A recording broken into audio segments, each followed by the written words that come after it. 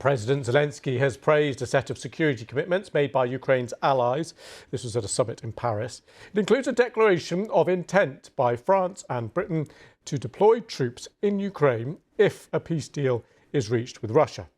Many details still to be worked out, and Russia has previously rejected some of what's being proposed. Here's our Ukraine correspondent, James Waterhouse. As their name suggests, this mostly European coalition has always said it's willing to help Ukraine after the fighting stops, but never how.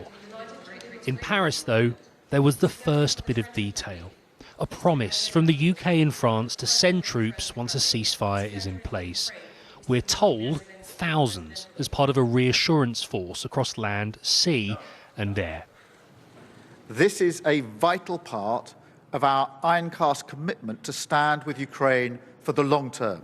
This group of almost 30 nations also promised to help monitor the frozen front lines to make sure fighting doesn't break out. But the most influential people in the room weren't seasoned politicians, but Donald Trump's friend and real estate investor Steve Witkoff and his son-in-law Jared Kushner, both now senior ambassadors.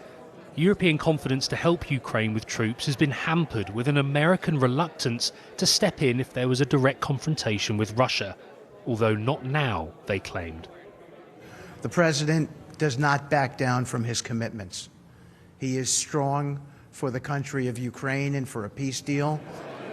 Those words might have been more reassuring if Donald Trump hadn't staged an extraordinary military intervention in Venezuela and repeated his desires to take over Greenland, a Danish territory. This US delegation has also been accused of being more friendly to Russia than Ukraine. Before the meeting has even started, European leaders have put out this statement in support of Greenland after Donald Trump's repeated claims of wanting to annex the territory. So you have this scenario where the ambitions of NATO's most powerful member are making the rest of the alliance nervous. Europe is trying to unite around Ukraine against Russian aggression, as well as attempting to take America with it. And we don't even know what Moscow will agree to. In these geopolitical times, this is a continent having to tread carefully. James Waterhouse, BBC News, Paris. And earlier, my colleague spoke to our chief political correspondent, Henry Zeffman.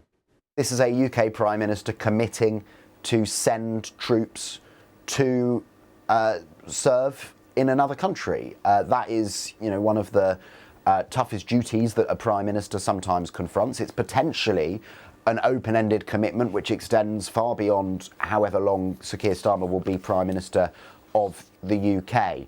Of course, as you say, this is only a commitment in the scenario in which there is some sort of a peace deal, or ceasefire at least, between Russia and Ukraine.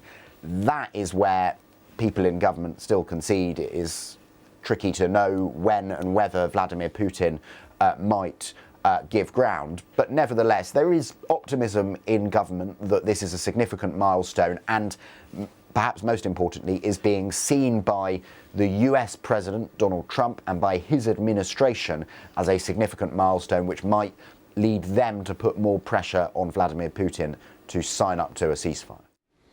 Thanks to Henry for that.